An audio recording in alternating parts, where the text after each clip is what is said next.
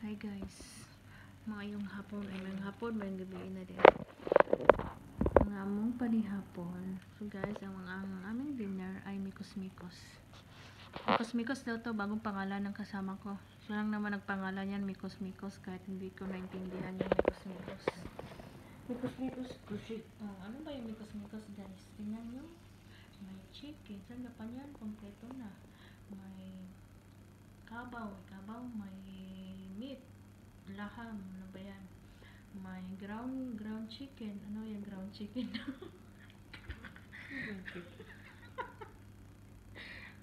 Boneless. Ground nga. Ground grind? Yun bang katong ginaling? And then meron din kaming ano to guys?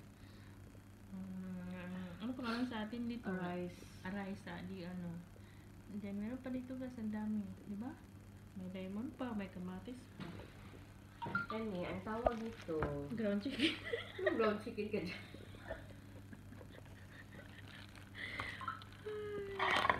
Itong ulo guys. Ito naman, libro to guys. Ito, libro. Asa tong sauce? Lami na ba ni siya? Mm. Libro tapos ang samot na to guys. Ahos. Yan. Nakaganap ka untong ahos na. Ano? Oh, yan. Diba, oh.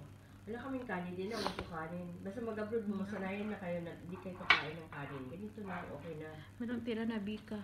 Biko guys, salin-salin sa Bika. Salin-salin sa Mikos-mikos. ano, sa kalag-kalag. Ano, iuhag salsa. Ang ganda ng ano namin guys, meron pa kaming dalawang chicken dito. Duck dye. Ikaw, yun. Oh, di ba? Yan ang background namin. May duck, may saging. Ay, magod ni. Mga walingaw, judes. Uy, Pero ko ng ulo. Mikos-mikos kayo, gisagol-sagol man. Guys, yung itlog natin dito, naluto na. Gawan ko muna ng breakfast yung amo ko para bukas. Hiniling naman na po, hiniling na baka. Isang itlog. Itlog ng amo ko. Ay, ng amo ko. And then, kasi magtatrabaho na siya bukas. So, ayan lang. Breakfast niya guys. Cheese lang yan. Para bukas pa yan, pero ginawa ko na ngayon, o diba? Para wala nang disturbo. Mamayang Wala na? mamayang kadlawon, ha? Wala mo sus? Nandiyan o, sarap mo. Ito pa yung kanin. Yes, kanin mo ako na lang. So, ayun guys. Sakit talaga ng ulo ko.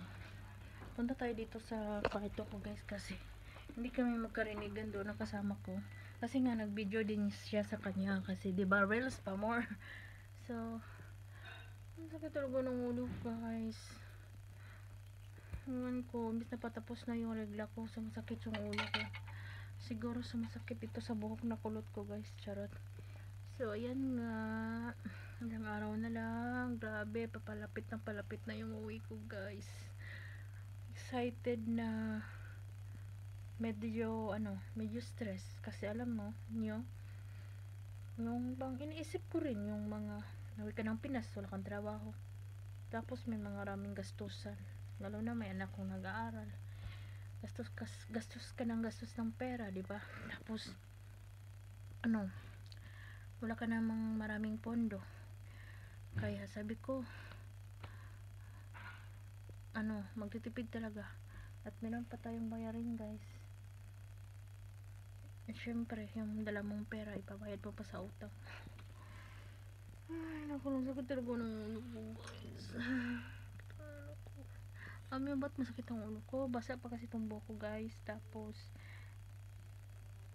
siguro sa regla ko na rin to. Kaya masakit ang ulo ko. Kasi yung dito ko guys. So, ayan na nga guys. Charot. Wala kong masabi. So, ito nga pala. Salamat sa mga lahat na nagsusuporta sa video ko, nanonood sa video ko guys. Kahit konti lang views ko, at least meron akong remembrance, meron akong video na makikita ko pag halimbawa wala na ako dito sa Kuwait, oy ganyan pala ako dati, ganyan pala ako dati, di ba? So remembrance bilang isang katulong ko, pag bilang isang katulong nandito sa Kuwait guys, na lumalaban, nag-iisang kumakayod. Kaya ayan, meron akong mga memories sa buhay. And then salamat sa mga pagtuloy na hindi nag-skip ng ads, kahit man meron konti lang views ko guys, yung video ko parang walang kwenta, 'di ba guys?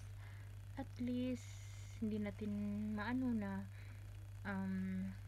umabot na pala ng $100 ng pondo mo sa ano mo, sa revenue mo. Ang layo pa guys, $20 pa yung pondo ko. And then isa pa guys, yung tong buhok ko kulot. Alam nyo guys, nung nilagay ko dito mantika, olive oil, nilagyan ko siya ng olive oil para naman malambot din siya. And then pero basa pa guys, hindi siya masyadong gumaganon, at lalo akong naiirata sa buhok ko guys. Ayan guys, yung kasama ko doon nag video din siya sa kanya, kumain din siya. Mamaya na ako kakain guys, masakit pa ang ulo ko kahit uminom na ako ng gamot guys. So yun ang bag natin guys, so naka-ready na din, lagi na lang tayong naka-ready dito. And then ang pera hindi pa ready, grabe. Ano na ngayon guys, November 2, tas yung flight ko guys December 3. So 30 days na lang guys. So ito pala guys, meron pala akong i-share sa inyo. Kaya yan guys, yung oras ko na darating ako sa Pinas sa Terminal 1 ng 1:55 ng hapon. And then lilipat ako ng Terminal 3. Ang flight ko pabuhol Cebu Pacific Cargo is 5:55. Diba yung Terminal 1 at Terminal 3 ay malayo-layo, diba? So halimbawa na 1:55 ako mag-arrival sa Terminal 1. Kaya yung isang oras guys na magkuha pa ako ng bagahe ko, tapos mag-ano pa sa immigration bago ko makalabas. And sabi nila guys, mag-antay pa daw ako ng 30 minutes, makasakay ako ng bus. At sabi nila mag-taxi na lang daw ako. Kaya para akong nag-alala din guys, kasi syempre paano na pag maiwan ako sa aeroplano ko, tapos wala akong perang dala. Diba pag on the spot ka bibili ng ticket guys, grabe mahal. Kaya sabi ko, Lord, wag naman akong maiwan sa aeroplano. Sabi nila kaya pa daw kasi dos, halimbawa 3:00 ako makalabas, makasakay ako ng bus na 30 minutes, biyahe naman 30 minutes papuntang Terminal 3, so 4:00. So pwede pa kaya yan guys, no? Maka-check in pa ng 4:30 kasi yung flight ko 5:55 pa naman papuntang Pangalao Airport, Bohol. Yan talaga yung pinag-alalahan ko guys. Sabi ko kasi nag-try ako magpa-rebook para naman hindi na ako magmamadali din. Grabe, ang mahal pala yung rebook guys, yung parang bibili ka din ng ticket na bago. Kaya hindi ko nalang tinuloy. Ano yung ticket ko guys parang 3 plus ba yung ticket ko, 4,000 ba yun? Kaya sabi ko hayaan na, pero ang dami naman nagsasabi guys na wag na lang daw akong mag-ano kung saan, basta pagdating ko daw at makalabas na ako sa immigration, kagad daw ako diretso sa Terminal 3 para hindi daw ako mahuli. Kasi sabi nila nga 20 minutes lang naman daw maglipat ng Terminal 3 guys, kasi doon yung ko. Kaya sabi ko tas yung pa ko guys, yung bag ko 40 kilos, meron pa akong hand carry. Kaya sabi ko madalian ko na lang talaga, kailangan ako maging mabilis yung pagpila ko sa immigration, yung pagkuha sa bag, kasi para naman maabutan ko yung flight ko guys soon. Puhon maloy ang Ginoo, makarating ng maayos at walang bagyo, walang ganun, kasi December pa naman guys, diba? So yan yung pinag-alala ko talaga guys, kasi wala talaga akong maraming dalang pera. Paano na kaya iniisip ko yung ganun. Kaya think positive na lang talaga ako guys, kasi mahirap na pag lagi tayong nag-iisip, lalo tayong ma-stress, makitang ulo, lalo tayong tatanda, lalo na tayong tatanda guys, kahit bata pa ako.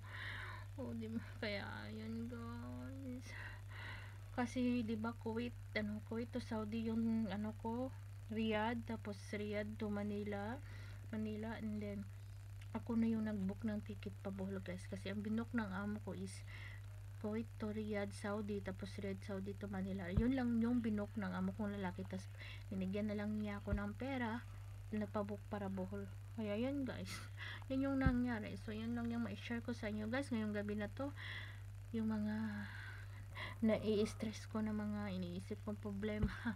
Ang dami, pero lumalaban pa rin si Dangsme Bohologas. And thank you for watching, and salamat sa mga taong naniniwala at nagsusupport sa aking video guys. And see you to my next video. Bye!